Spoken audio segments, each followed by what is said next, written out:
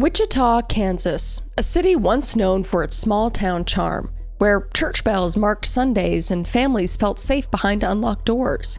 But beneath the calm streets and manicured lawns, something sinister waited. A man who blended perfectly into the ordinary, all while harboring unspeakable secrets. And for over 30 years, he hid in plain sight, living two lives. One built on trust and faith, and the other on obsession and control. And he watched, he planned, and when the urge took hold, he murdered. This is the story of Dennis Rader, the man the world would come to know as BTK. Crime, conspiracy, cults, serial killers, and murder. All things that I love to consume, and I know you do too, you sick, twisted, beautiful, intellectually minded freak. Currently there's a rat in my room. So if I'm a little on edge, it's not only because I'm talking about the biggest monster there is to be, but also because there's a giant monster rat in my room. So this episode might be a little scary for multiple reasons. Anyway, today we are going over one of the most infamous serial killers in the world at any point in history.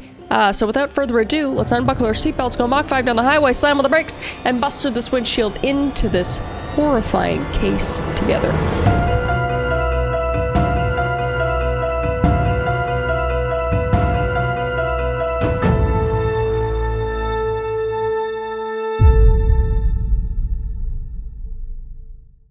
So in the mid-1940s, Kansas was a heartland state experiencing post-World War II optimism and growth.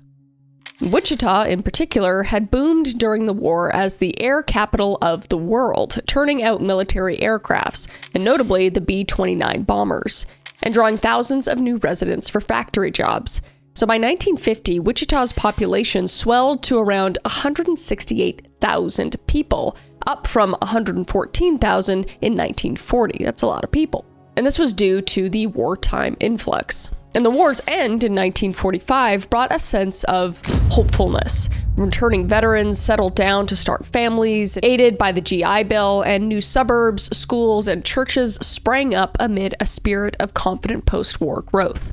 And culturally, mid-century Kansas was conservative and community-oriented, and life centered on family, hard work, and faith, values that thrived in the Bible Belt environment of the Great Plains. Yet beneath the peaceful small-town facade, societal norms were strict and traditional. And Wichita was still segregated in the 1940s, for example, with black residents relegated to certain theaters and restaurants.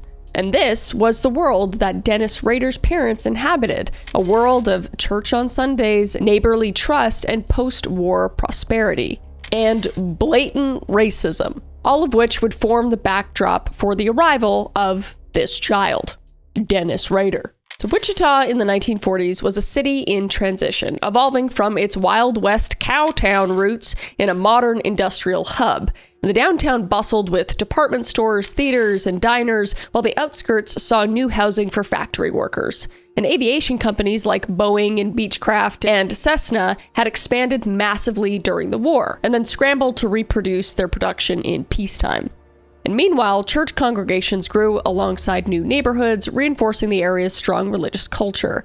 So by the late 1940s, Wichita's civic leaders, often war veterans themselves, were building a city that viewed itself as an embodiment of the American dream, a blend of small-town values and high-tech industry. In this optimistic climate, community ties were tight, and crime was generally thought of as something distant or confined to only big cities. So the notion of a predatory killer that could be hiding in such a wholesome Midwestern setting felt almost unthinkable. But from what we know now about Midwestern serial killers, dude, I feel so unsafe in Midwest. We got this guy, like, shit's crazy. But it was in this setting that Dennis Rader's family began their story. So Dennis's father, William Elvin Rader, was a U.S. Marine veteran who served around the time of World War II and later made a living as a civilian worker for the Kansas Gas Service. And his mother, Dorothea May Rader, worked as a bookkeeper. And they married and would start a family in southeastern Kansas. And the Raiders were known to be of modest socioeconomic status, a working class, middle class family where both parents labored long hours to make ends meet. And William's job with the gas company and Dorothea's bookkeeping position suggests the family was not in poverty, but certainly lived a no-frills lifestyle. They could afford a stable home, but with both parents working full-time, money was earned through diligence, not privilege.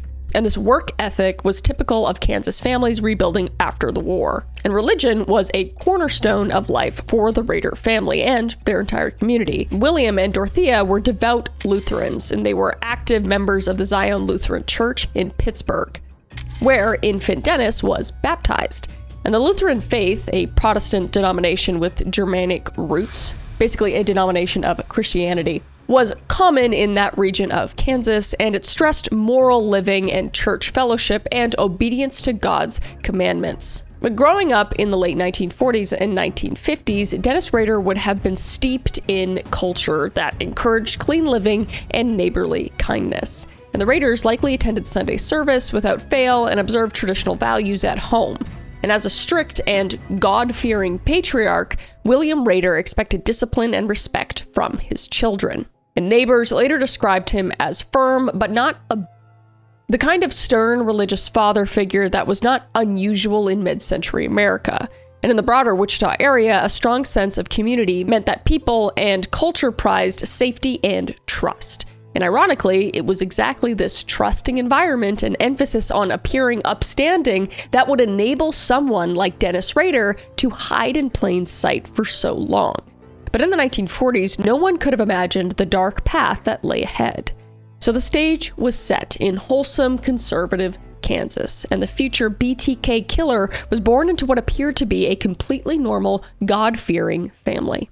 All right, things are getting extremely dark, and I would just like to take a moment to talk about a brand I really love and that I really appreciate for supporting this channel. And it is truly something I use every single day and every single night, and that is Lola blankets. So last week I was curled up researching for this specific crime video, and I was really chilly. It's getting chillier, all right? And I unwrapped this luxurious blanket, and the second I touched it, I was like, this is not a normal blanket. Every time I touch it, I realize that this is the softest thing I've ever touched, and it brings me great comfort, especially when researching this disturbing content on the reg. It's the little things that bring me joy, and this blanket is one of them. It's got vegan fur and 4-way stretch. It's just a game changer. And if you have tons of animals like me that love to curl up inside your blankets and make it smell, it's also machine washable, and there's no pilling and no shedding. It literally just gets softer every time you wash it. And it's literally the world's #1 blanket right now, with over 10,000 5-star reviews, and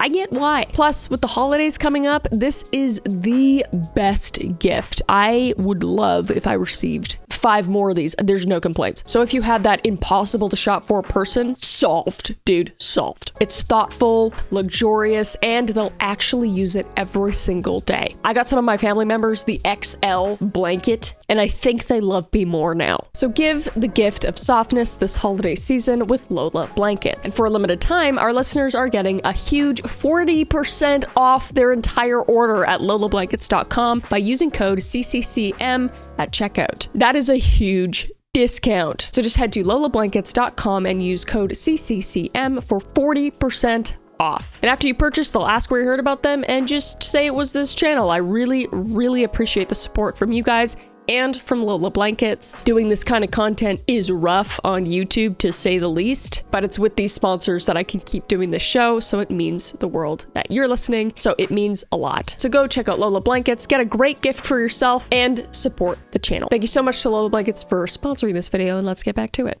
So Dennis Rader was born on March 9th, 1945 in Pittsburgh, Kansas, just months before the end of World War II. And shortly after his birth, the Rader family moved to the Wichita area, which is where Dennis would grow up, and where decades later he would carry out his crimes. And he was described as a shy child who enjoyed typical pastimes like reading comic books and playing with neighborhood friends.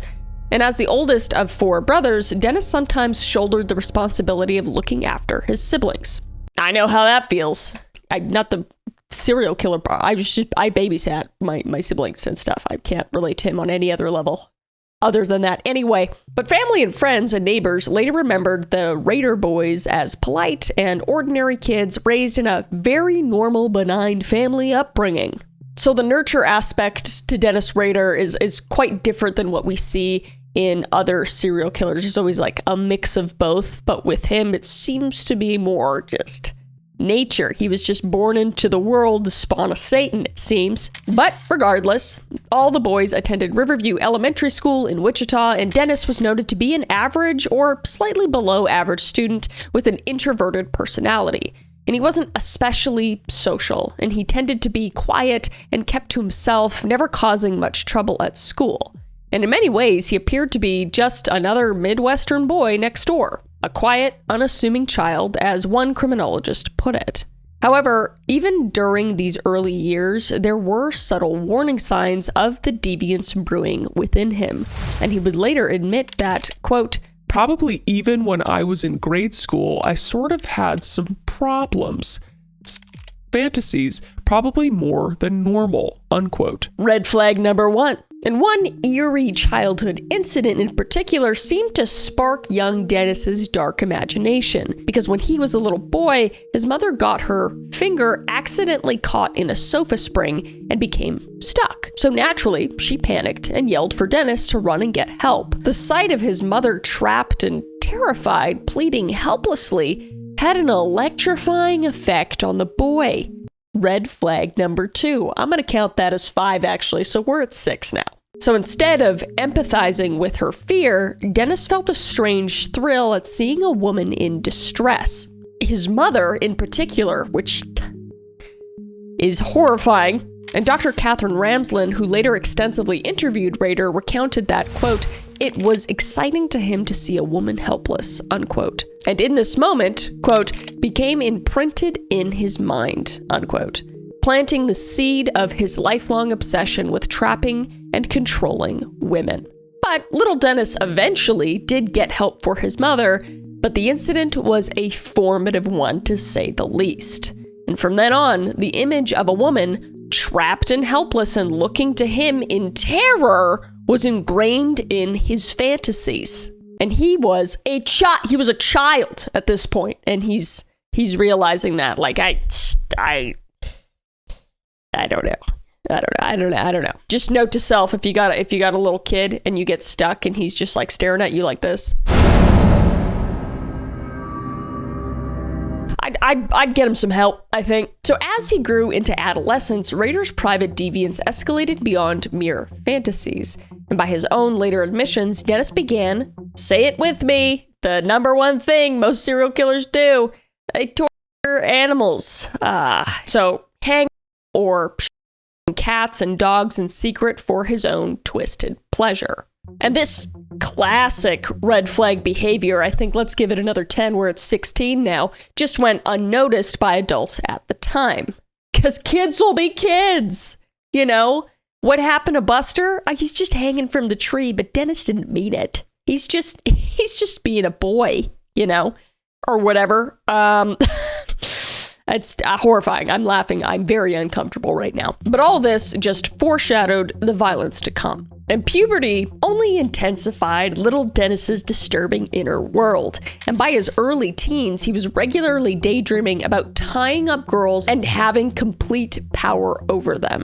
And he engaged in acts of self-bondage and autoerotic asphyxiation, which is basically striking yourself with ropes or belts to achieve a, spicy rush nearly to the point of passing out. And I'd say these are not the typical fantasies of a teenage boy. And if it is, get some help, all right? And as Rader later understated, quote, "All males probably go through some kind of fantasy. Mine was probably just weirder than other people," unquote. Just like a little bit. Just a little bit. And by a little bit, I mean a lot. And at some point, he discovered a detective magazine in his father's car that featured Harvey Glattman, a 1950s murderer who photographed and tortured women in California for his own perverse pleasure. And Rader saw a reflection of his own desires in Glattman's story. And it was at this point where he also began to steal women's undergarments while indulging in what he called, quote-unquote, trolling. Yeah, he's the OG troller, I guess. What? But not in the internet sense, in the sense that he roamed around neighborhoods peeping on women to fuel his lustful imaginations. And despite these alarming behaviors, Rader outwardly maintained the mask of a normal youth.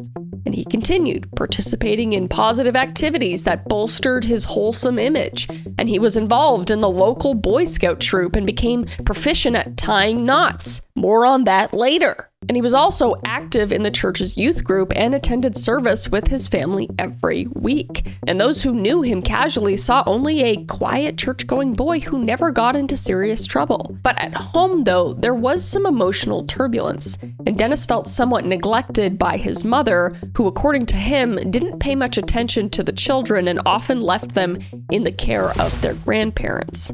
Quote, "I got along real well with Dad, but Mom wasn't always so happy. I did have a little bit of a grudge against Mama," unquote, Rader later reflected. And this is just fuel to the fire for Rader, because this subtle resentment toward his mother may have further warped his attitudes toward women. But still, nothing about young Dennis's public behavior in the late 1950s and early 60s hinted at the monster he would become. I'd like to take a quick moment to tell you about last night, okay? I was staring at my fridge at 7 p.m., completely stumped about dinner. Yet again. Sound familiar? And that's when I remembered HelloFresh. And you've probably heard of them. They're the #1 meal kit in America, delivering chef-crafted recipes and fresh ingredients right to your door. And I'll tell you what, I'm not a chef. Not even a little bit. Not even close. Okay? That rat on Ratatouille is better than me. Actually, he's better than most people, now that I think about it. But here's the thing. This isn't the HelloFresh that you remember. They've actually gone bigger, doubling their menu with 100 options each week.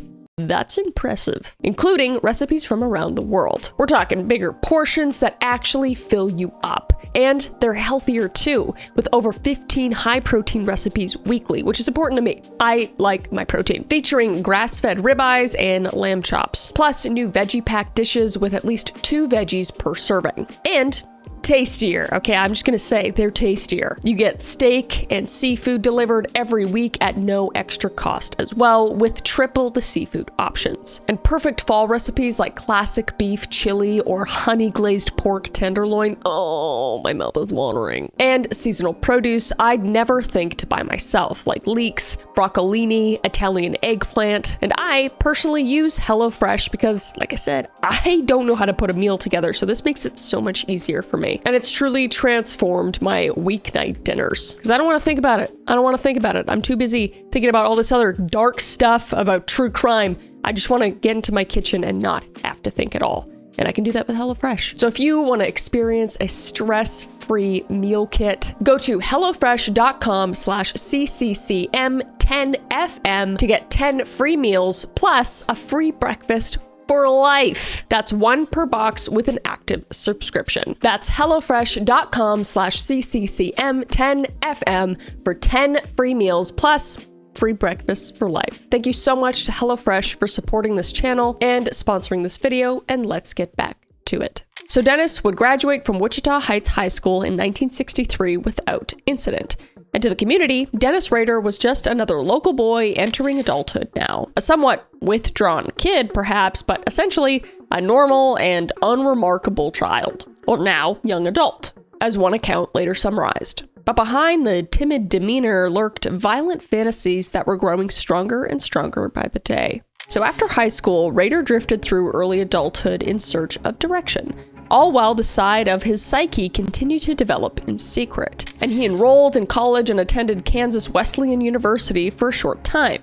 However, academics didn't hold his interest, and his grades were unexceptional to say the least. And with the Vietnam War ramping up and the draft looming, 21-year-old Rader took a different path. And in the summer of 1966, he enlisted in the U.S. Air Force. And this decision may have been partly to avoid being drafted into Army combat.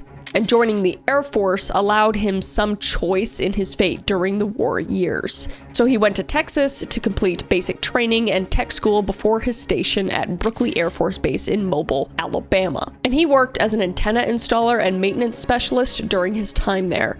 And Rader served on active duty from 1966 until 1970, spending his service stationed in Turkey, Greece, South Korea, and Japan. And he even earned a medal for good conduct, a ribbon for marksmanship, and received a National Defense Service Medal as his service occurred under a state of national emergency in the military during the Vietnam War. And this military life instilled discipline and technical skills in him, but it did not dampen his deviant impulses at all. Okay? And actually, Rader's time in the Air Force provided new opportunities to act on his voyeuristic and fetishistic urges. And he later said that the Air Force actually taught him about the devil's tango, if you know what I mean. Spicy sessions, if you know what I mean. And the structure of the military may have contained his behavior to some extent, but it certainly didn't reform his twisted proclivities. And Rader would be honorably discharged from the Air Force in 1970 and would return home to Wichita, Kansas.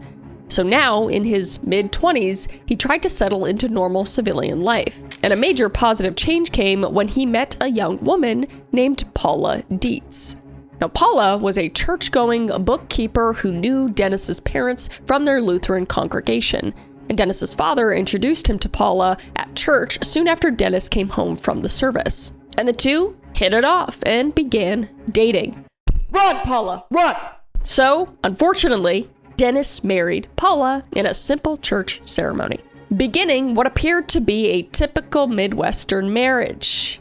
But as we know today, it was just to keep up this facade of a normal life so he could commit his utter depravity behind the scenes. So the couple moved to the suburban Wichita area of Park City and planned to start a family. And in the coming years, they would have 2 children, a son and a daughter.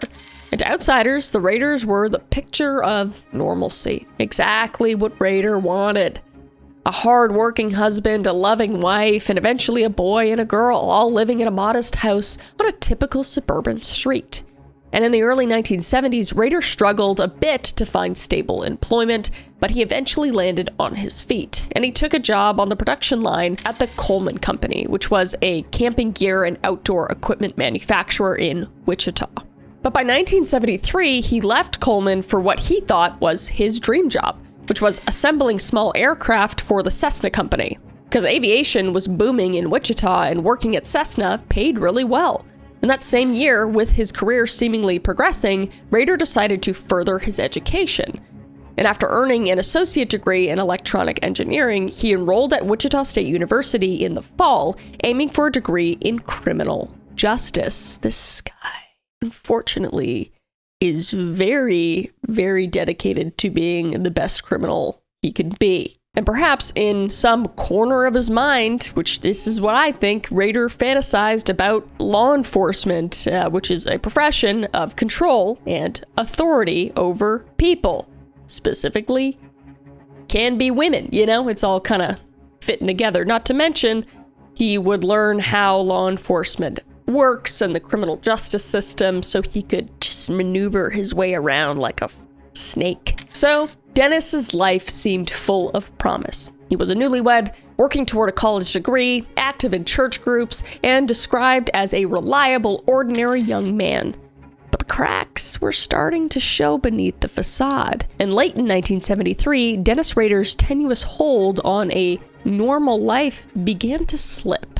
And he was laid off from his job at Cessna in November, which was a blow to his self-esteem and to his finances. And unemployment left him with idle time and simmering resentment. So Rader became depressed over the setback, and without work to occupy him, he sank deeper and deeper into the fantasy world he had known since childhood. And all the violent urges he had been harboring swelled up, demanding to be acted upon. And he spent his days at home nursing dark fantasies of bondage and murder, just picturing women bound and struggling completely at his mercy. and he obsessively consumed to fuel his imagination. And the more he fed on these obsessions, the more they demanded an outlet in reality. And he would continue his aforementioned trolling by scouting certain neighborhoods and campuses to find young women to watch and fantasize over. Just imagining scenarios like hiding in their vehicles to surprise and kidnap them.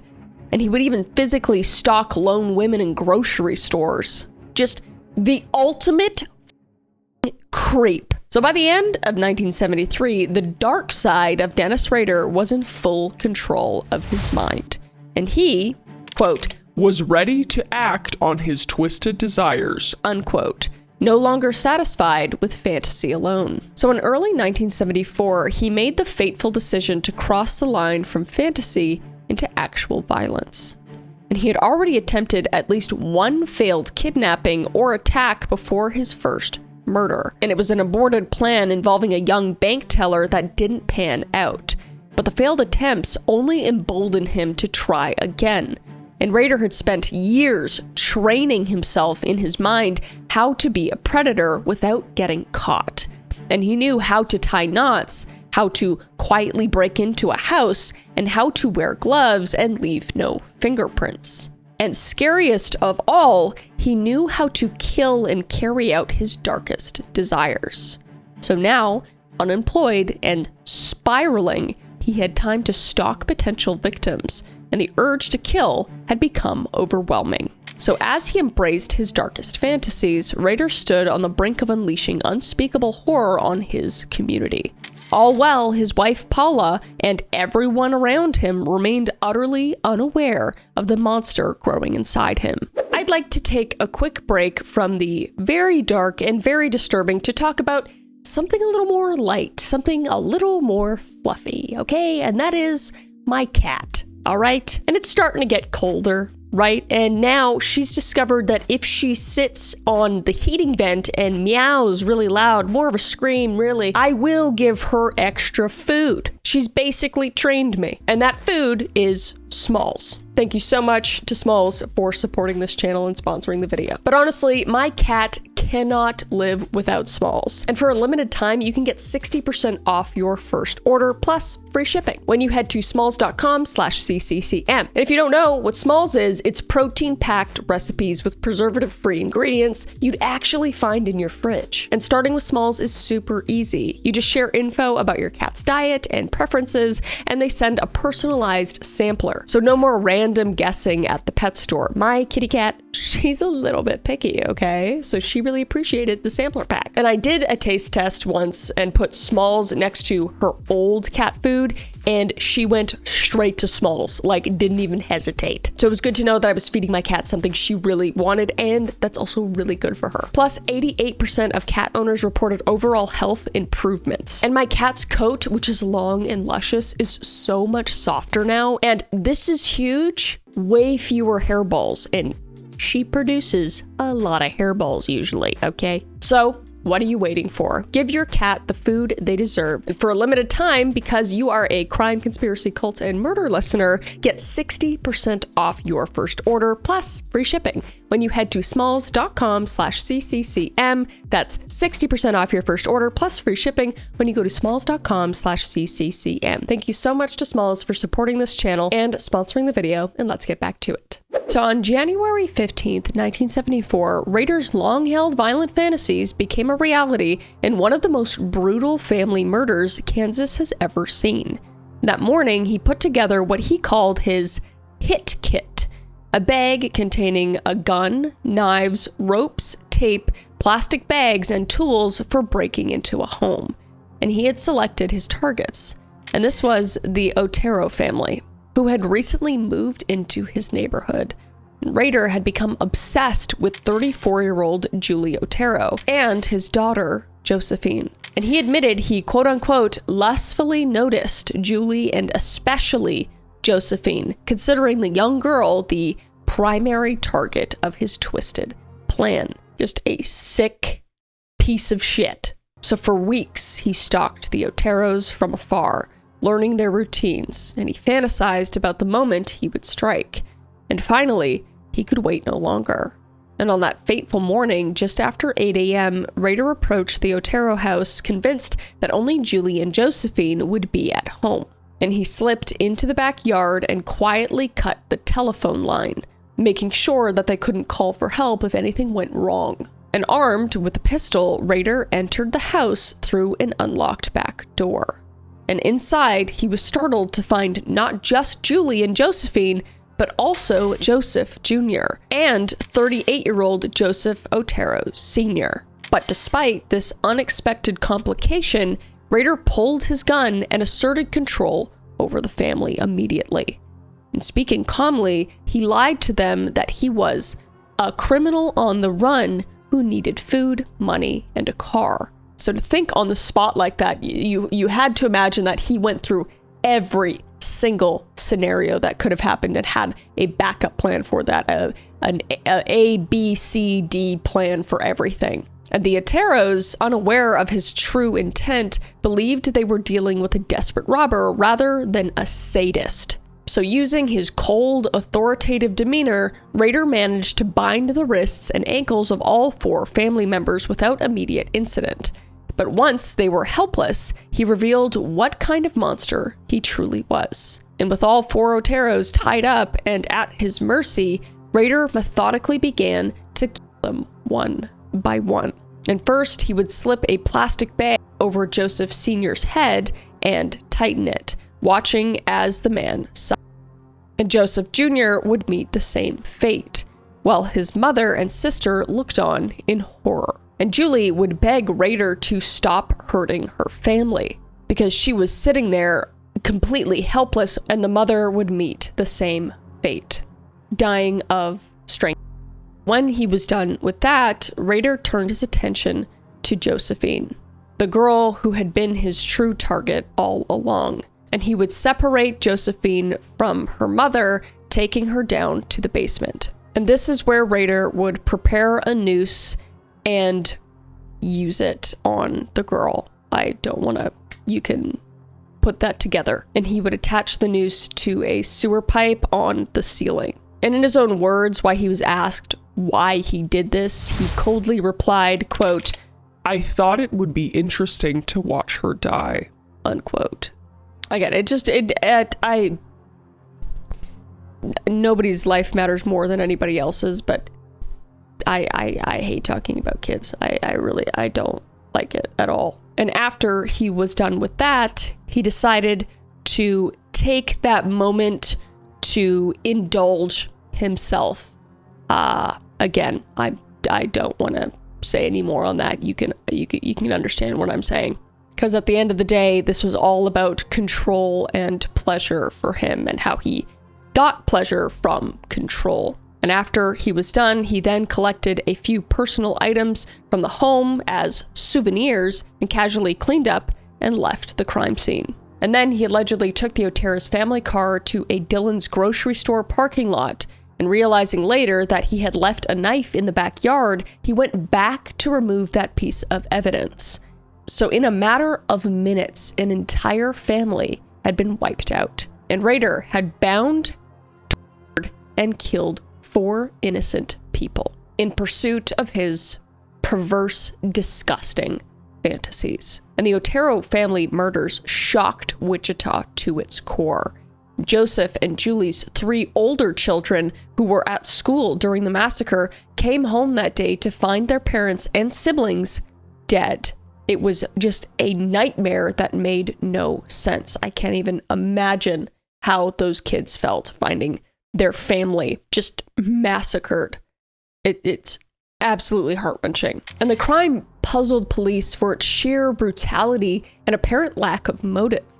Unknown to investigators, the killer had left behind clues, a bizarre knot used in the bindings, and stains near Josephine's body. But in those first few weeks of 1974, the name BTK did not yet exist, and the authorities had no idea that the Otero murders were the beginning of a serial killer's career. And Dennis Rader, meanwhile, was already secretly planning his next attack, because the high he had gotten from fulfilling his dark desires only fueled his hunger for more. And only a few months later, Rader would strike again. And on April 4th, 1974, he targeted 21-year-old Catherine Bright, a petite college student who happened to work at the same Coleman factory where Rader had briefly been employed. And Rader had stalked Bright and decided she would be another project for him, as Rader called his intended victims, because he saw them less than human, as we now know. And he would break into her home and he would wait for her to return. And when Catherine came home that afternoon with her brother Kevin, Rader was startled, but decided, just like the Otero family, to proceed anyway. And he confronted the siblings at gunpoint and forced Kevin to tie Catherine up, and then bound Kevin himself in a separate room. And in order to distinguish the scenario from the Oteros, Rader used household items like bandanas to bind his victims, which he would soon find out was a mistake. So after tying them up, he turned on the living room stereo to drown out any suspicious noise, a tactic he allegedly picked up from a detective magazine, and then returned to find Kevin free of his bindings, because using household items didn't work. And this is when a violent struggle would ensue. And Kevin Bright fought back fiercely, but Rader ended up shooting Kevin in the head twice, once in the forehead and once just above his mouth. But miraculously, the young man survived the gunshots and managed to escape the house by playing dead until his attacker left the room. So Rader, now enraged, returned to Catherine, who also had escaped from her bindings. So unable to strangle her as planned, he stabbed her repeatedly with a knife, inflicting fatal wounds. So Rader would flee the scene after he heard Kevin call for help outside. And unfortunately, Catherine later died from her injuries at the hospital. So this second attack had been messy and risky, a far cry from the controlled slaughter of the defenseless Oteros. But it taught Rader a lesson to be even more careful in selecting victims who were alone. So after this incident, he would primarily target women by themselves or with small children to minimize unexpected resistance. But still, two horrific crimes in quick succession had left Wichita police scrambling for answers. Two different crime scenes, multiple victims killed by or stabbing. And it wasn't obvious at first that the same perpetrator was responsible, but the community was certainly on edge at this point. And Rader, however, wanted the police and public to know that a single killer was out there, and that he relished in the notoriety. Because he's a narcissistic, sadistic, f***ed up, twisted piece of shit. So in October of 1974, as if unable to restrain his need for attention, Rader made his first contact with the media. About 9 months after the Otero murders, an anonymous phone call was placed to the desk of the Wichita Eagle newspaper, directing them to a specific engineering textbook at the public library downtown. And inside that library book, authorities found a letter. And in it, the writer took credit for the Otero family killings, providing details that only the true murderer would know. And the letter's author claimed he was driven to kill by sexual motive and suggested he would strike again. And most famously, he gave himself a nickname in the note, declaring that, quote, "The code words for me will be bind them, torture them, kill them, BTK," unquote. We've gone over serial killers that like the notoriety or like want it, but BTK just takes the cake for me. Like naming himself, what a pathetic loser. What a actual loser. Like I can't even think of somebody that just is like lower than whale shit. Like he's, yeah. Just, it's embarrassing, honestly. But obviously, the Wichita Eagle would turn the letter over to police, and the news of the Otero killer's self-chosen name eventually reached the public.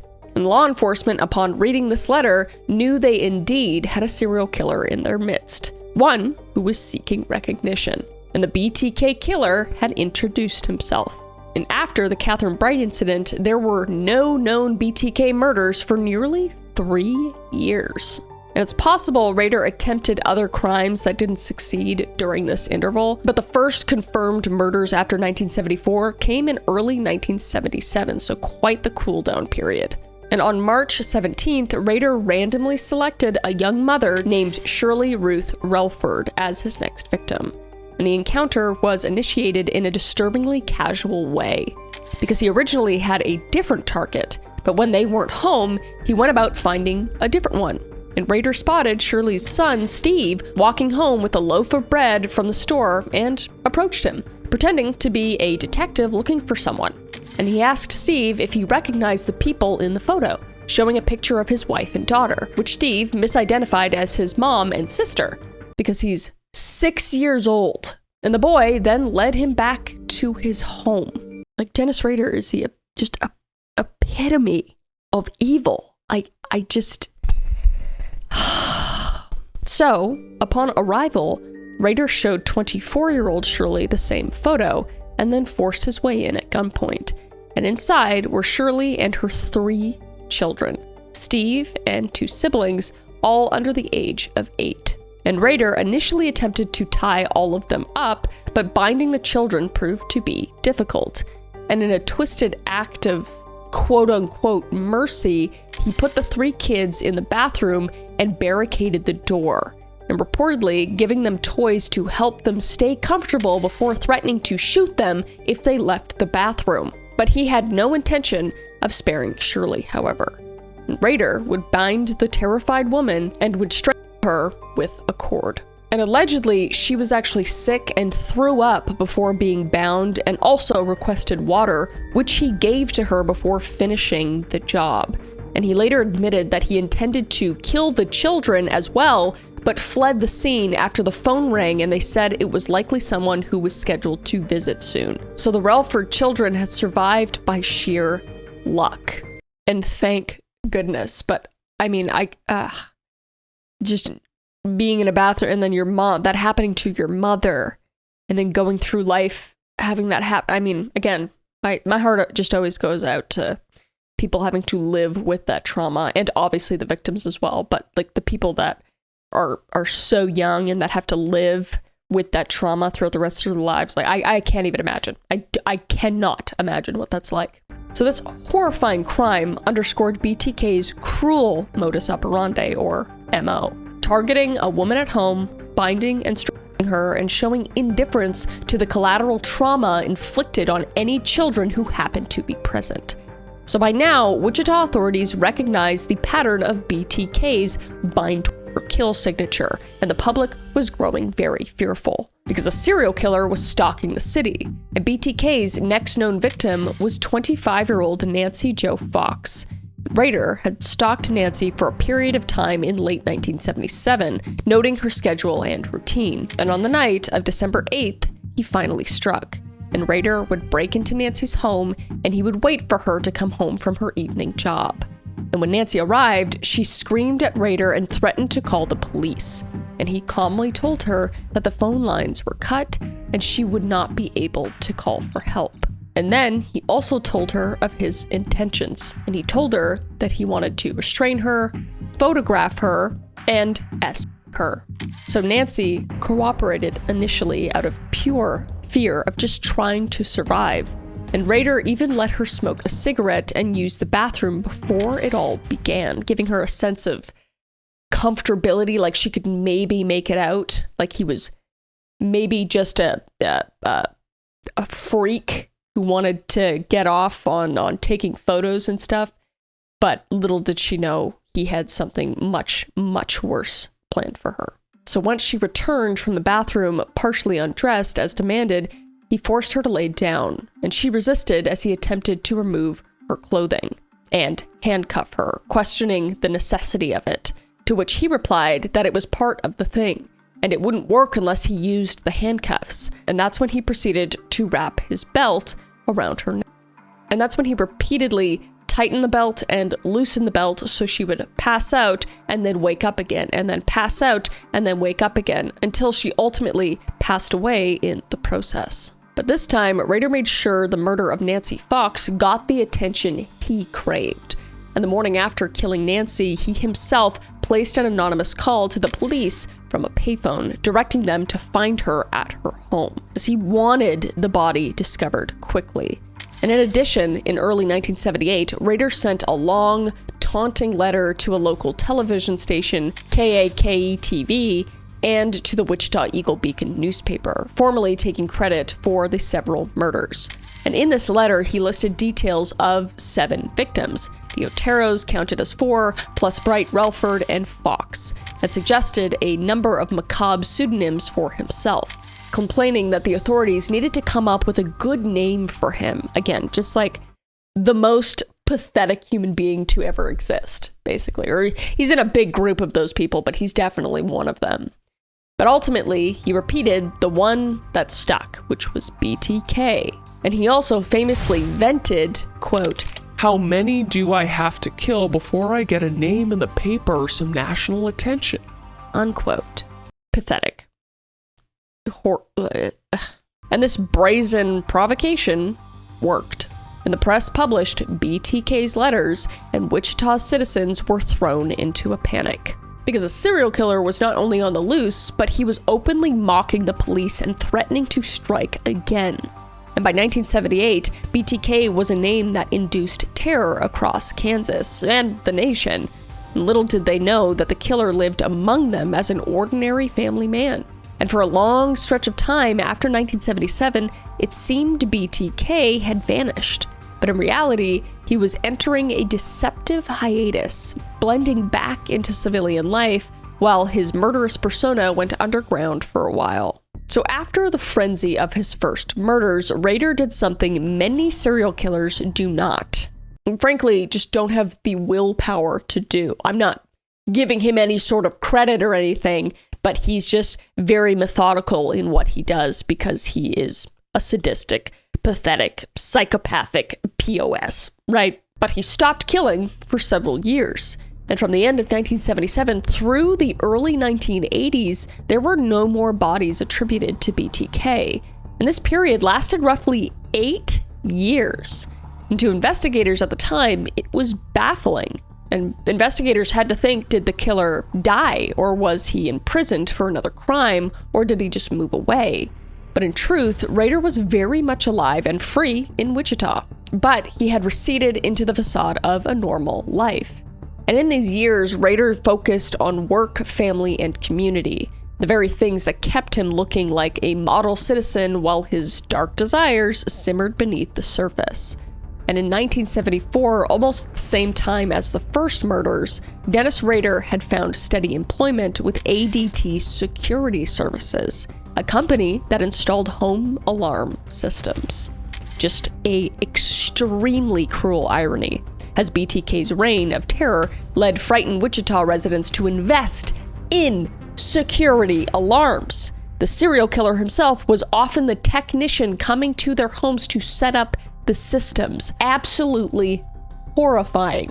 And Rader worked for ADT from 1974 all the way up to 1988, a 14-year stint where he rose to the role of installation supervisor. And through his job, he became intimately familiar with the ins and outs of home security, and knowledge he had already exploited by cutting phone lines and sneaking into houses.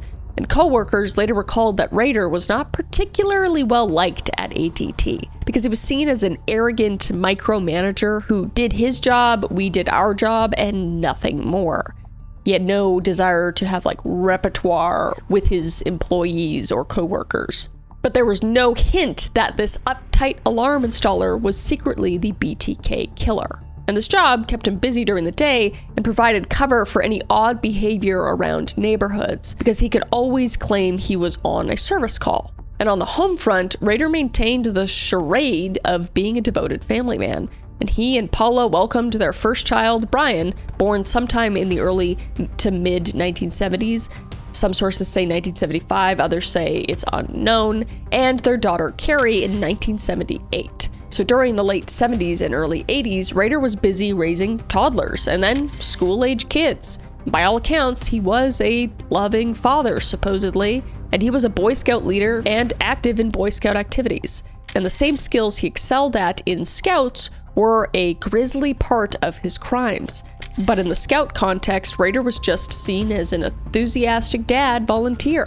But it's crazy looking at just He was in the security business. He was in the Air Force at one point, and he was a Boy Scout who specializes in knots. Like, it all makes sense when you put it all together in just this terrifying way. But on the surface, like, who would ever put that together, at the time, especially with this huge cool-off period? And he also continued his college education part-time. And in 1979, Rader achieved a long-term goal by graduating from Wichita State University with a bachelor's degree in administration of justice. Essentially, criminal justice. So just throw that into the mix. So it's wild to think that BTK earned a criminal justice degree studying law enforcement techniques even as he was secretly outwitting law enforcement. And Rader became even more involved in church during this period as well.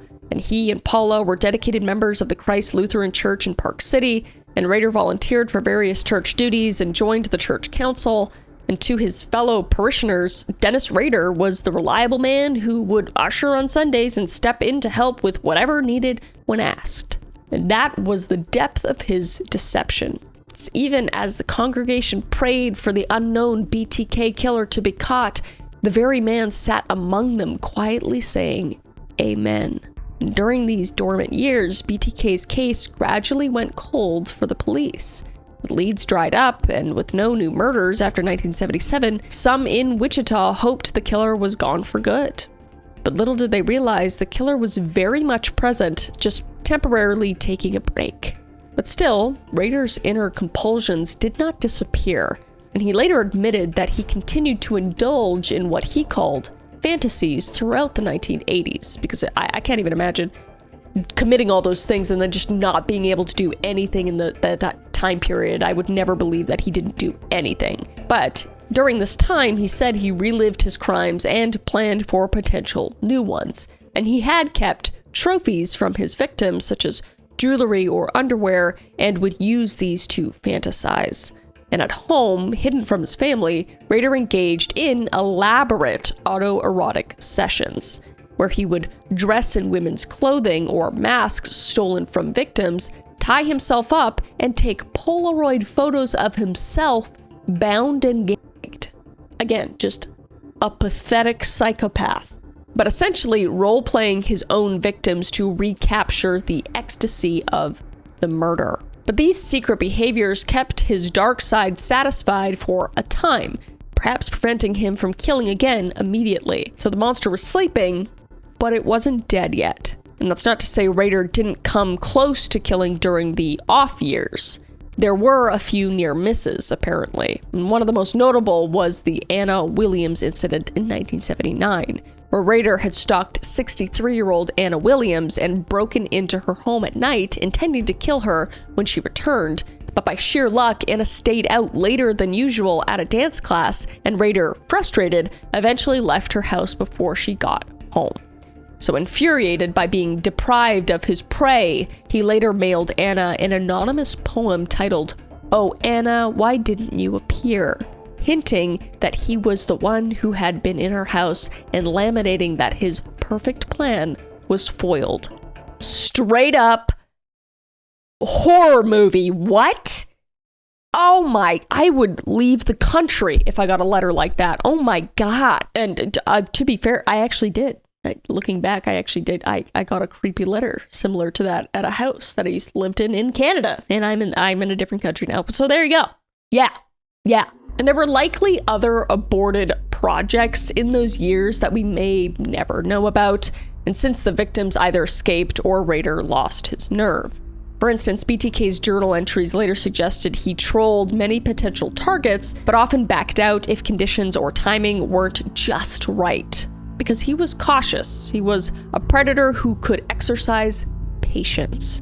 However, by the mid-1980s, the savage side of Rader could no longer be contained by fantasy alone, and BTK was about to resurface and resume his ghastly projects, embarking on a second wave of killings that would prove the first spree was no fluke. So after nearly 8 quiet years, the BTK killer broke his silence with a murder that hit startlingly close to home. Because Rader's next victim was Maureen Hedge, a 53-year-old widow who lived on the same street as the Rader family. And she was his neighbor just a few doors down.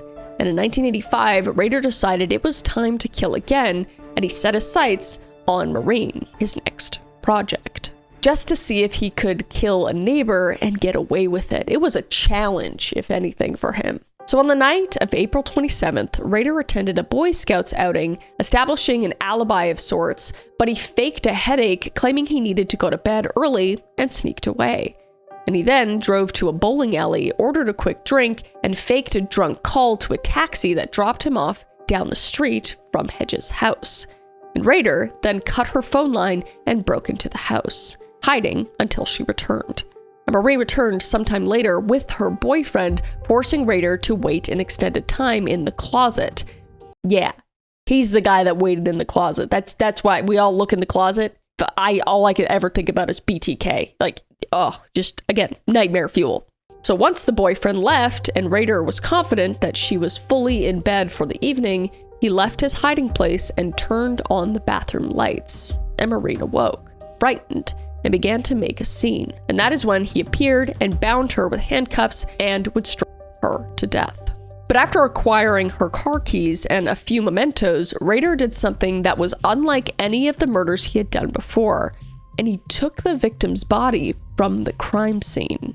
And in a bold and extremely gruesome move, Rader carried Maureen Hedges' lifeless body out of her house into her own car and transported it to the Christ Lutheran Church.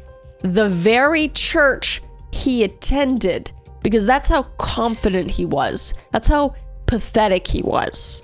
And the church was empty at that late hour, as he knew. And inside the holy sanctuary, Rader staged a vile photo shoot. And he laid Maureen's body in various poses and bound her in different positions, and then took photographs for his collection. But the fact that he used his own church for this desecration is a testament to his arrogance and the compartmentalization of his entire life. Because in one moment, he might earnestly, or I think fake, pray in that building, and in another, he defiled it with a deceased body of a neighbor that he just murdered. The level of evil is unprecedented. And after his sick photography session, Rader dumped Maureen's body in a remote ditch alongside a dirt road outside of town, and her remains were discovered days later, but with little evidence to tie the crime to BTK at the time. And to the community, the death of Maureen Hedge was extremely frightening, because she was a beloved neighbor abruptly missing and found murdered, but no one immediately linked it to the dormant BTK killer, because it had been 8 years of cooldown period, and also he didn't dump bodies, so the MO wasn't lining up. And only Rader knew that BTK was active again, feeding his dark side once more. And the following year, on September 16th, 1986, he struck again. And the victim this time was Vicky Wegerle, a 28-year-old mother of 2. And he countered Vicky while working his day job for ADT Security, nicknaming her Project Piano after a bout of stalking determined that she enjoyed playing the piano. So pretending to be a telephone repairman checking lines, Rader gained access to one of Vicky's neighbors' houses to help seem more believable, before then knocking on the Wegerle home front door while Vicky's husband was out. And she allowed him in to check the phone lines. And once inside, he pulled a pistol and overpowered Vicky immediately, binding her and directing her to the bedroom. And she insisted her husband would be home very shortly and to stop what he was doing. And somehow she managed to break free and fought back ferociously. But unfortunately, it wasn't enough. And Rader shot her just as he had done with many before. And the struggle had actually upset the dogs, who were now viciously barking. And that, along with the unknown time of the husband's arrival, spooked Rader enough to get moving. And he then took Vicky's driver's license as a trophy, along with some photographs he snapped of her in bondage, and slipped away. And at the time, the Wegerle murder was not definitively pinned on BTK, and her distraught husband was even considered a suspect initially because no one imagined the long-dormant BTK had suddenly killed again. And Rader, for his part, quietly blended back into normal life after the crime, maintaining his mask of ordinary life as a compliance officer, husband, and father. And that's what brings us to Rader's final known victim, who came in 1991. So on January 18th, 1991, 62-year-old Dolores E. Davis was murdered in her rural Park City home. And that winter night, Rader staged a ruse, and he attended the annual Dead of Winter outing for the Trappers Scouts, where he set up camp before leaving for a fake errand. And he then drove to Park City Baptist Church, where he left his car and made the short trek through the fields and a cemetery to reach Dolores's house.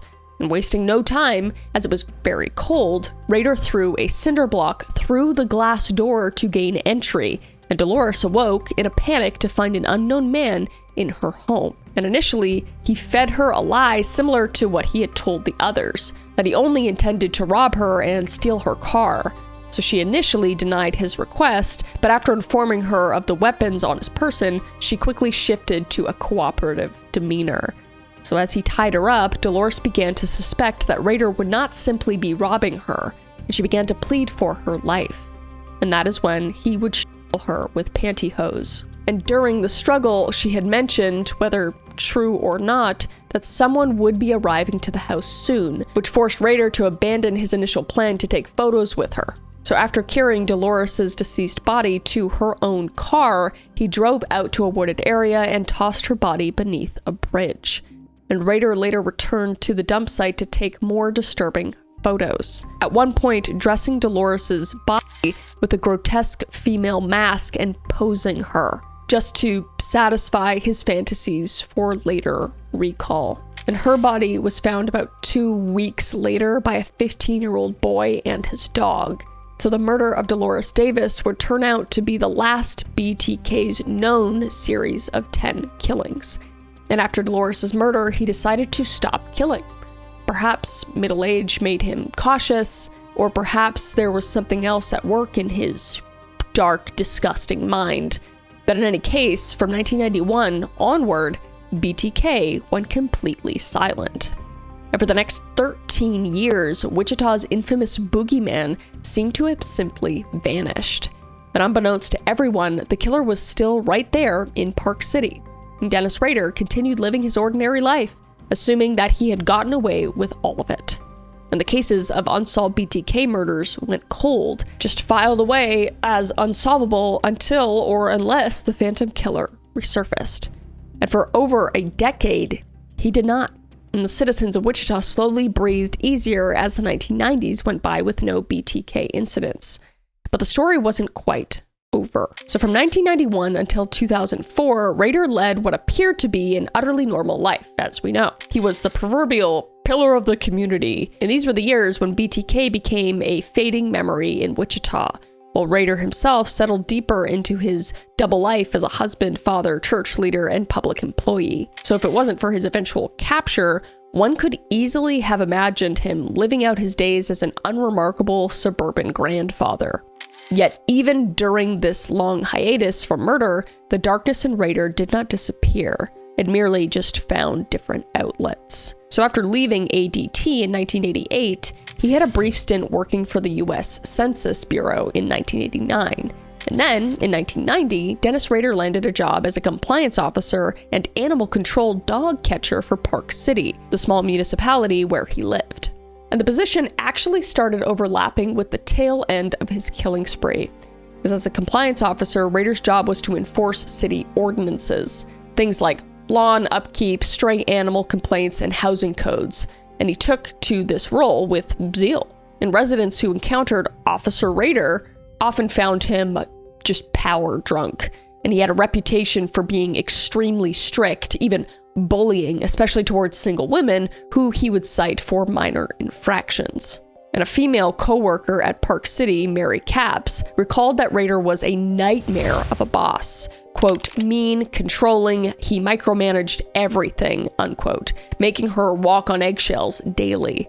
And she even remembered an incident where she saw an eerie transformation in his demeanor, because he became enraged over a misplaced file, shut the door, and gave her a terrifying look. Quote, a glimpse of looking in the eyes of BTK, unquote, as she later described. And Rader eventually let her out of the room as if nothing happened, but Mary Capps was deeply, deeply disturbed.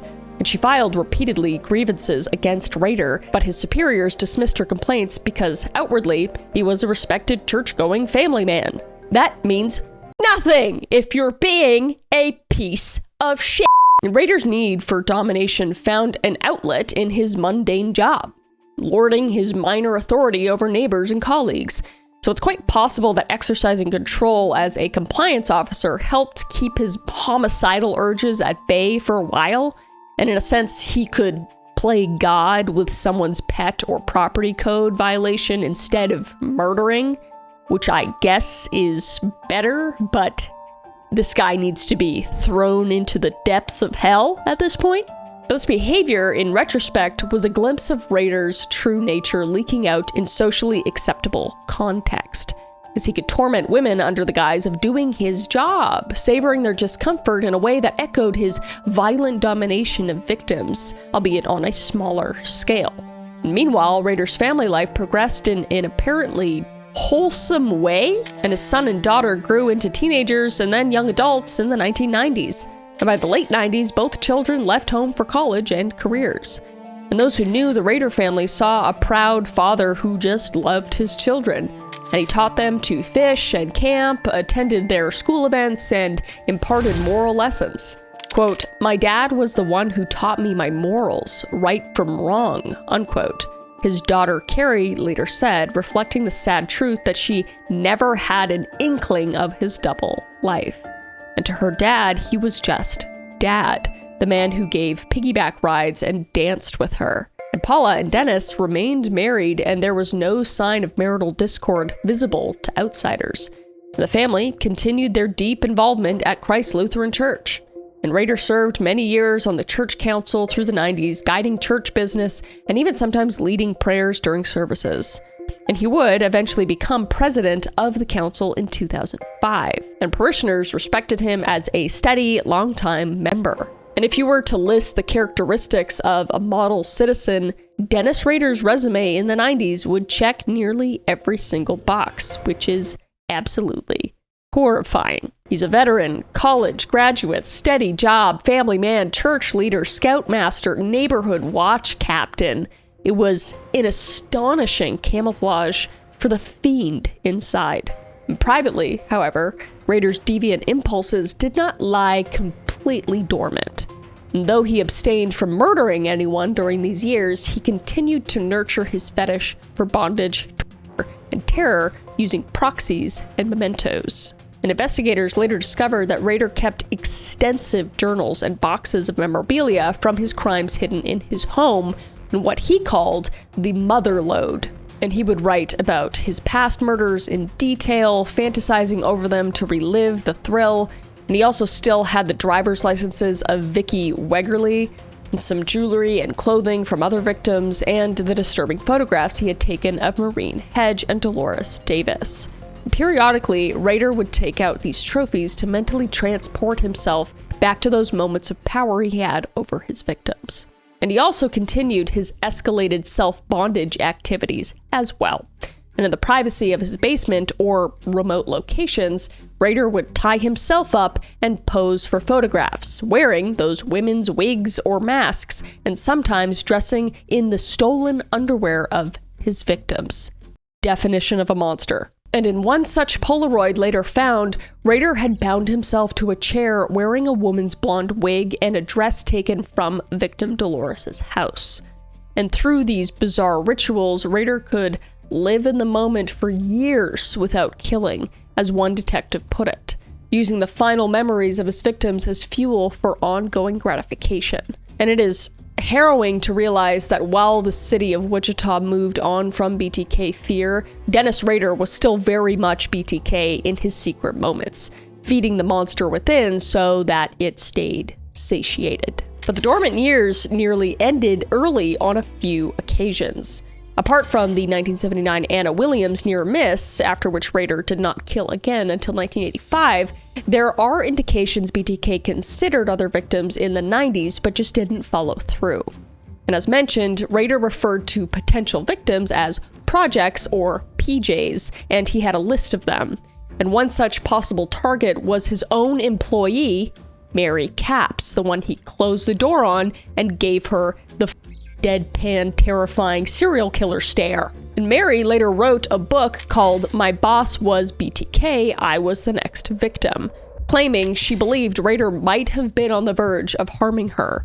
And she cited his frightening behavior and even a creepy moment when Rader himself joked to her, "You know, it looks like me. I could be BTK," referring to a composite sketch of the killer. God, this guy's so full of himself and pathetic and disgusting. I hate him with every piece of DNA in me. But Mary wasn't sure if he was serious or not, but it unsettled her greatly. And we may never know if Rader truly planned to murder Mary Capps or any others during the 90s. But what is clear is that by 2003, over a decade had passed with no new BTK murders, and the entire saga was fading into local lore.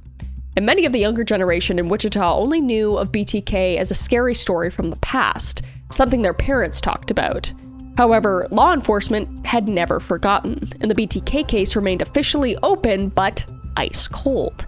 But in early 2004, around the 30th anniversary of the Otero murders, Wichita media ran retrospective pieces about the unsolved BTK murders, speculating about what had become of the killer. And this proved to be the trigger that awoke the BTK killer from his long dormancy. And Rader, now nearing 60 years old, saw the newspaper story and could not resist the temptation. So after years of silence, his dark side wanted attention again. The stage was set for one of the most astonishing reemergences in serial killer history. So after years of lying low, Dennis Rader's need for recognition and control surged back to the forefront, and he felt provoked by the Wichita Eagle's article reflecting on the 30th anniversary of the Otero murders. And Wichita would soon receive an unwelcome message from the past. BTK was back. And on March 19th, 2004, an envelope from someone allegedly named Bill Thomas Killman arrived at the Wichita Eagle newspaper containing some startling evidence. And inside were photocopies of Vicki Wegerle's driver's license and several crime scene photographs from her 1986 murder, images that had never been released to the public. And the letter claimed responsibility for the Wegerle killing. And this was the first time authorities definitively linked BTK to Vicki's unsolved murder. And until then, Vicki's case wasn't officially attributed to him. So the realization that BTK was confirming a 1986 crime suddenly expanded his known victim count and proved he had been active later than they thought. So Wichita police were horrified and stunned. And the 2004 letter was quickly authenticated as genuine BTK because of the specific details it provided. And it meant that legendary boogeyman was not dead, he simply had been silent, and now he was reaching out again. In that spring and summer of 2004, BTK began a twisted correspondence spree, sending a series of taunting communications to the media and to authorities. And he was clearly very much enjoying this sick, twisted game, much as he had in the 1970s, and perhaps felt confident that modern police still could not catch him. So in May of 2004, a puzzling letter was sent to a local TV station, KAKE, containing a word puzzle and fake IDs. And in June, a package was found taped to a stop sign in Wichita containing a bizarre collection, which was graphic descriptions of the Otero murders, a sketch titled "The Thrill Is My Bill," and a chapter list for what he called the BTK story. Just self-indulgent bullshit. And he also placed several more packages in public spots throughout Wichita with other sketches, puzzles, writings, and more. The guy was bored and just even more pathetic, if that was even possible. So the cat and mouse game was fully afoot again, and Wichita descended into renewed anxiety as the BTK killer dominated headlines once more. And law enforcement formed a new task force and threw all resources at this case. And the FBI, the KBI, which is the Kansas Bureau of Investigation, and Wichita police poured over the letters and the clues. But this time, the world had changed because there was DNA profiling, computer forensic existed, and media was instantaneous. So BTK had entered the modern age of policing, and it would prove to be his downfall. And a critical break came from a package left in a Home Depot parking lot in January of 2005. Rader had deposited yet another cereal box containing BTK materials in the bed of a pickup truck in that lot, but the driver tossed it in the trash, not realizing what it was. Unfortunately, it was later retrieved and traced to BTK. Crazy coincidence. Karma did work that day, all right? And investigators reviewed security footage from the Home Depot and spotted a shadowy figure in a black Jeep Cherokee dropping that box off. And it wasn't clear enough to identify the man, but it gave a key clue. BTK drove a black Jeep Cherokee, and the task force quietly began checking registration records for that vehicle model in the area, and the noose was tightening. But Rader remained oblivious and cocky as ever. So in February, he made a fateful error that ultimately gave him away. And written in one of his letters to police left in a cereal box package, Rader had asked a rather naive question. He wanted to send a computer floppy disk, and he asked if the cops could trace it. And the authorities saw an opportunity because what the hell do you think they're gonna say? No, we can't trace that. Send it over. Guy's stupid as shit. And they replied in a newspaper ad, as BTK instructed them to do, with a message essentially saying, use the floppy. It's okay. Which is crazy. It is crazy that after this many years, this is what worked. But it just speaks to the just pathetic naivety of this human waste of a person. So believing them, Rader sent a purple 1.44 megabyte floppy disk to KSAS-TV, a Fox affiliate in Wichita. And the disk contained a message from BTK. But what Rader didn't realize is that floppy disks often contain hidden metadata about the last computer that used them. Oh no! Oh no! So tech experts quickly analyzed the disk, and embedded in the Microsoft Word file was metadata that pointed to a computer at Christ Lutheran Church. And the username of the last person who edited it was Dennis. So this was a smoking gun. A quick web search by police found that the president of Christ Lutheran's Council was one Dennis Rader. Wow, he just handed it to them on a silver platter like a freaking moron. And he drove what? A black Cherokee. All the puzzle pieces are coming together, and the decades-long mystery had a name and a face at last. And surveillance on Rader began immediately and quietly, because investigators needed definitive proof linking him to the murders. And DNA was the route, because they had the DNA from BTK's left at some crime scenes. But they did not want to tip Rader off by asking for his DNA directly, obviously, so they obtained a sample in a covert way. And they learned that Rader's daughter, Carrie, had a pap smear at a university clinic as a student years earlier. So with a court order and her permission, of course, they obtained the DNA from that medical sample. I didn't even know this was possible, by the way. This is crazy work. And the Kansas Bureau of Investigation lab tested the daughter's DNA, which makes sense. I mean, just going to a pap smear place just seems kind of crazy, but whatever. Anyway, but they got the daughter's DNA against the BTK crime scene DNA and found a familial match, indicating that the killer was closely related to Carrie. And this was the final confirmation. Dennis Rader's family members' DNA was consistent with BTK's. So the odds of him being BTK were really, really, really high. So on the strength of that evidence, plus all the circumstantial clues, they moved in to make the arrest before Rader could potentially harm anyone or destroy evidence. And February 25th, 2005 was a cold day in Wichita when police decided it was time to take down BTK. And in a carefully coordinated operation, Wichita police pulled over Dennis Rader near his home, and he was taken by complete surprise. So officers ordered him out of his Jeep and onto the ground. And when asked if he knew why he was being arrested, he allegedly murmured, "Oh, I have suspicions. Why?" Just trying to play it cool, but you know that he was literally crying inside like a little baby bitch. And his home, his vehicle, his work office, Christ Lutheran Church, and the main branch of the Park City Library were all searched for evidence. And once in custody, the evidence against him was overwhelming, and Rader quickly folded. And at police headquarters, after a bit of initial denial, Rader began talking. And once he started, he did not stop. So in a marathon interrogation, Rader confessed in detail to being BTK and to the 10 murders attributed to the killer. And investigators were struck by how matter-of-fact and emotionless his tone was as he recounted each killing. It was as if he was proud, eager to finally tell his story now that the game was over. And he expressed only one real surprise, and he was shocked that the police had lied to him about tracing the floppy disk. This guy, I can't with this guy. Like, the fact that he studied criminal justice and doesn't realize that police are allowed to lie in circumstances like this is like next level stupid. Like, he is really smart, but also incredibly stupid, and I'm so grateful for that. And his ego is huge, and that ego was bruised that he had been outsmarted. And meanwhile, news of the arrest sent shockwaves through Wichita and the nation.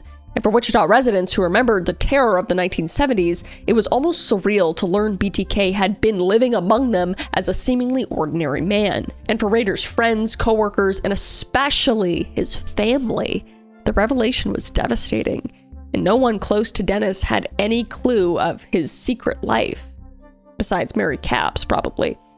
The betrayal was total. His pastor, who had prayed with Rader weekly, said it was beyond comprehension. We prayed for the capture of BTK. We didn't know he was among us. And the community's collective sense of relief at BTK's capture was tempered by the horror that the boogeyman had been the bland neighbor next door all along. So Rader's arrest was just the beginning of a legal saga that would see him confronted with his crimes in a court of law. And he faced a swift and airtight prosecution. And on March 1st, 2005, he was formally charged with 10 counts of first-degree murder, corresponding to each of his known victims. Kansas had no death penalty at the time the murders were committed. The state's death penalty law was reinstated in 1994, 3 years after his last kill, and could not be applied retroactively. Damn. So, Rader's punishment would be life in prison regardless of trial outcome, which I kind of love the idea of him just rotting away in prison, hopefully getting beat up and stuff. Sorry, but I'm not sorry. So understanding this, Rader chose to waive his right to a jury trial and instead opted to plead guilty to all charges. So on June 27th, in a packed Wichita courtroom, Dennis Rader stood before Judge Gregory Waller and calmly pleaded guilty to murdering 10 people. And what followed was one of the most chilling courtroom confessions ever recorded. And as part of the plea, Rader was required to give the factual basis for each of his crimes, essentially describing in his own words what he had done to each victim. And for about 45 minutes, Rader spoke in an unnervingly detached, casual tone, recounting each murder in detail as if discussing the weather.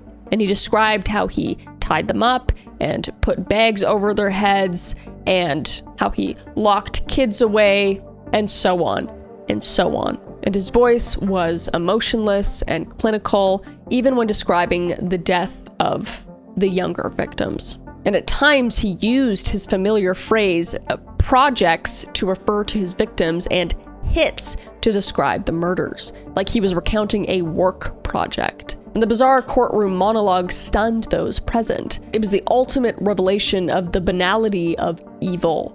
Soft-spoken, middle-aged man describing acts of unimaginable cruelty in the same tone one might use to order a sandwich. And his words confirmed everything from the early 1974 killings to the 1991 murder, leaving no doubt the right man had been caught.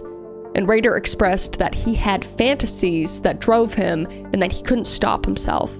But he did not outwardly express remorse during his plea. And this hearing solidified his guilt on record. And with the guilty plea entered, the case moved directly to the sentencing phase, since no trial was needed. And Kansas law mandated life sentences for each first-degree murder. And the main question was whether the 10 life sentences would run concurrently or consecutively, which could affect the symbolic minimum time he'd serve.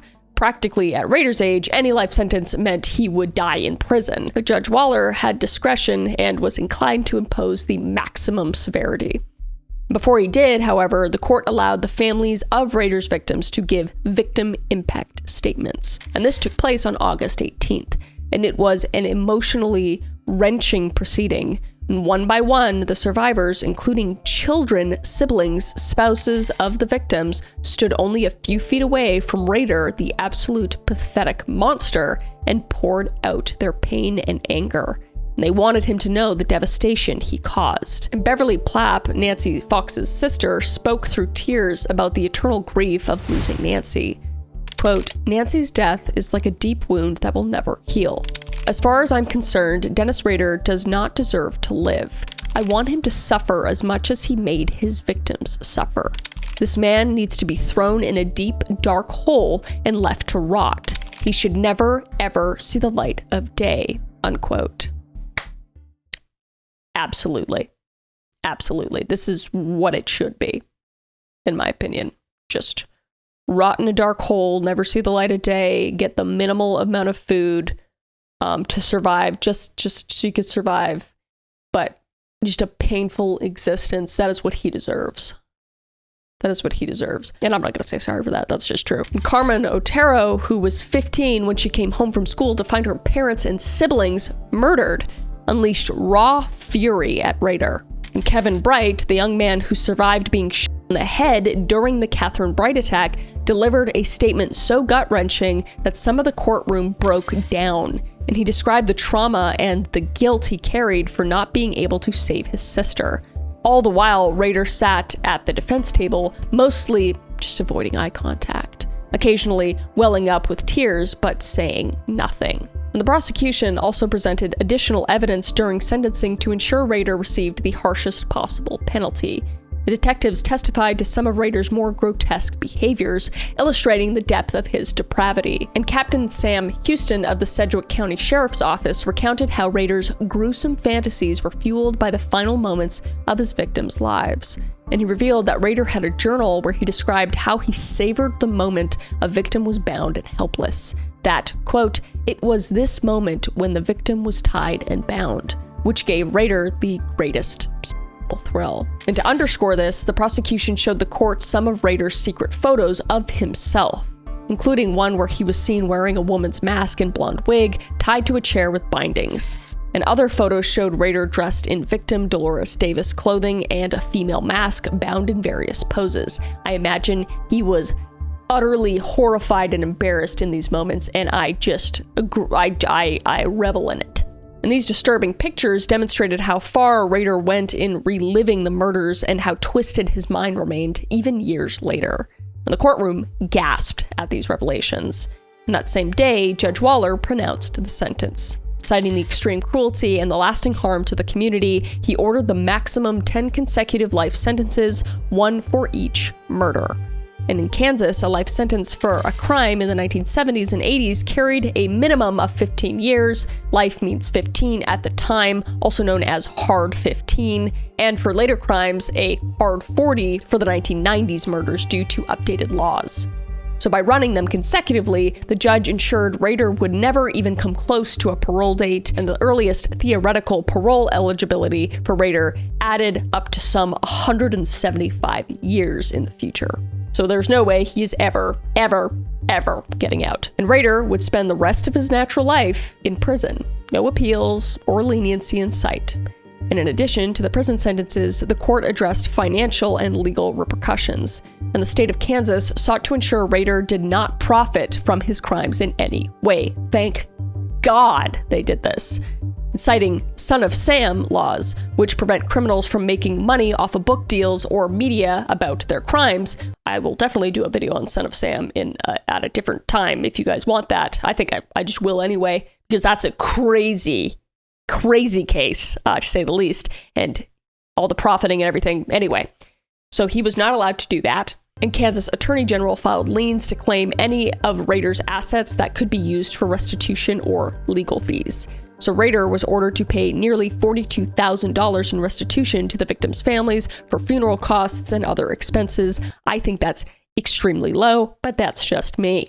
And he was also held responsible for court costs. And at the time of his arrest, Rader and his wife owned their house in Park City, and he had a civilian government pension. And Paula, who had divorced him immediately after his arrest, the divorce was finalized in July of 2005, just 5 months after arrest, with the judge granting it swiftly for her protection. was initially awarded their property and his retirement funds, so at least the family could be well off. However, families of BTK's victims filed civil suits to prevent any sale of Rader's home or assets benefiting his family, which is understandable. And indeed, the modest Rader home was put up for auction and someone offered $90,000 for it, but legal wrangling put that on hold. And the state intended that proceeds from any sale go towards paying the restitution and costs, not to Rader's wife or children. Which that's like that's a tough moral thing. It's like the family didn't know what was going on, and like the victims' families had lost somebody. It's just like they're all victims in a sense. But I can't even imagine just being one of the victims' family members and seeing the family be well off while you're struggling. You lost somebody and you have all these.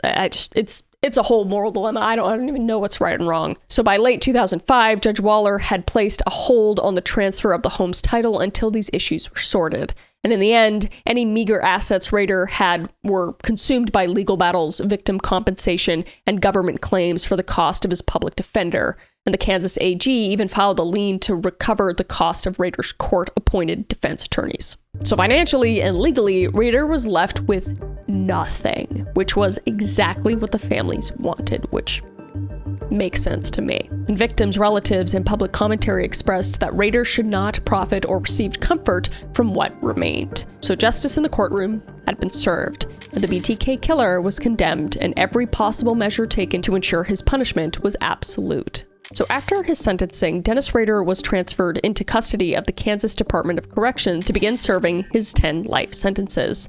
And he was now inmate number 0083707, destined to spend the remainder of his days behind bars. And Kansas officials, aware of the notoriety of this prisoner and the need for security, placed Rader in the El Dorado Correctional Facility, which was a maximum security prison in Kansas.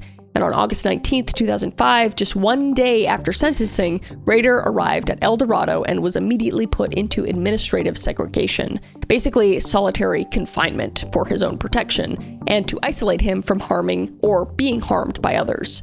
And life in prison for Rader has been stark and tightly controlled. Yes, he is still rotting, guys. He's rotting, and I love it. And for the first months and years, he was kept in an 8-foot by 10-foot cell 23 hours a day. Initially, a judge had ordered special restrictions on Rader to prevent him from relishing or sharing his sick fantasies from behind bars.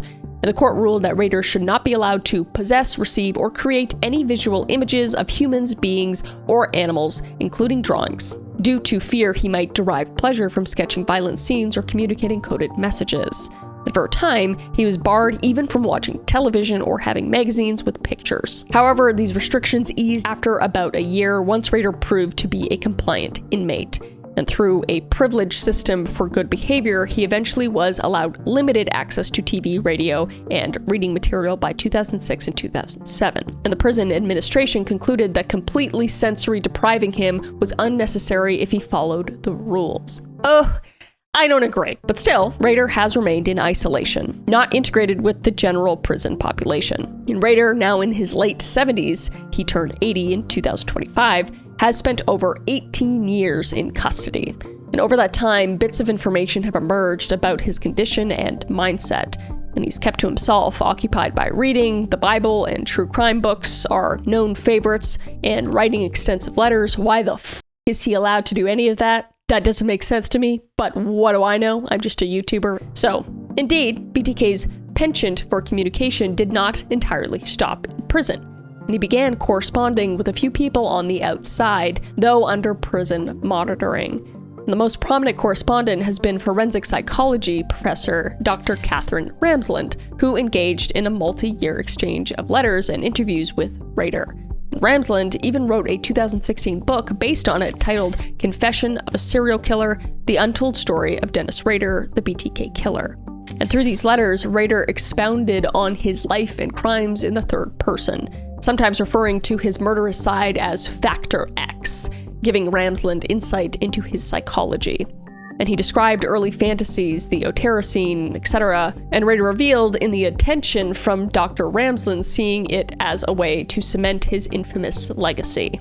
And inside El Dorado, Rader's behavior has been described as largely compliant and routine, because we know he's really good at blending in. And he's aged into a quiet, if still manipulative, older man. And one of the few visitors he had was his pastor from Christ Lutheran, who initially visited to offer spiritual counsel.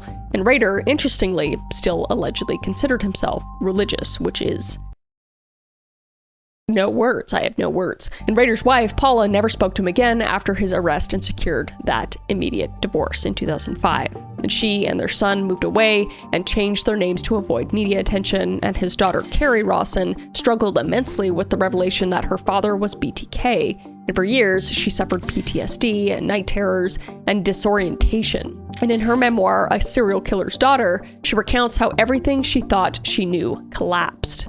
And after Rader's sentencing, Carrie said she shut down and ceased corresponding with her father. And Rader complied and did not attempt to contact his children, recognizing the harm that he had done.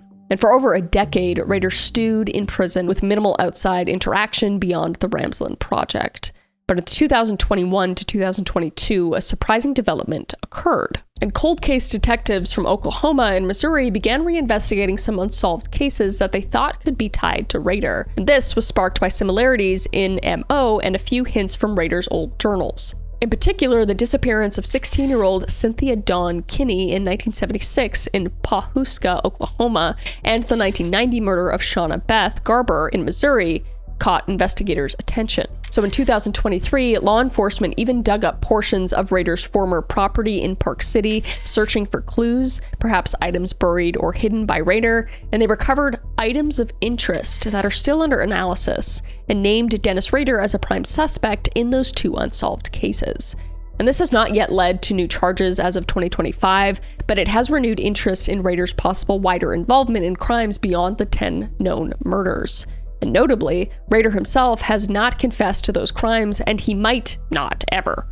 And he's aware he can't face additional punishment beyond life, but he could be enjoying holding back information, as we know. So to assist investigators and perhaps for her own closure, Rader's daughter, Carrie, actually agreed to visit him in prison in 2023 for the first time since 2005. And she met with him in hopes he might reveal something about the cold cases. And that visit was jarring for Carrie. She reported that her father looked physically diminished. Quote, "He's lost like 7 inches and he's in a wheelchair. He's pretty much rotting to his core," unquote, she would tell News Nation. Good!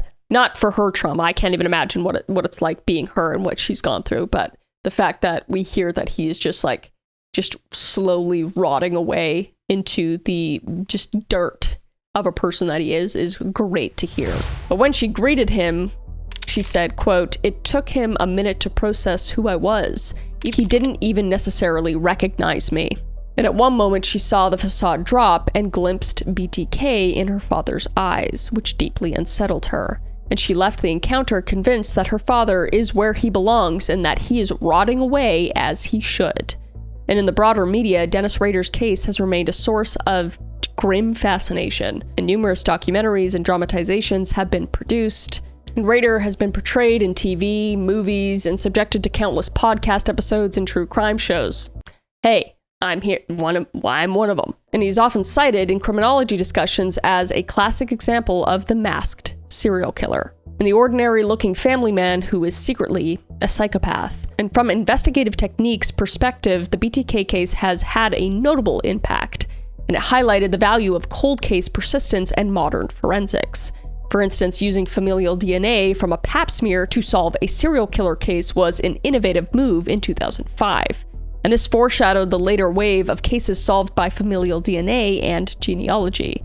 And BTK's capture also underscored the dangers of engaging in communication with an active killer. Investigations carefully balanced giving BTK enough rope to hang himself, like the floppy disk trick, without letting him slip away. And the case is frequently taught in criminal justice courses as a study in patience and the evolution of evidence technology, as well as a psychology of a narcissistic killer who ultimately caused his own downfall by seeking attention. I remember going over this case in university, and I was just awestruck at how horrifying it was, but also just everything involved with the psychology of it is just, I mean, it's extremely fascinating and horrifying at the same time.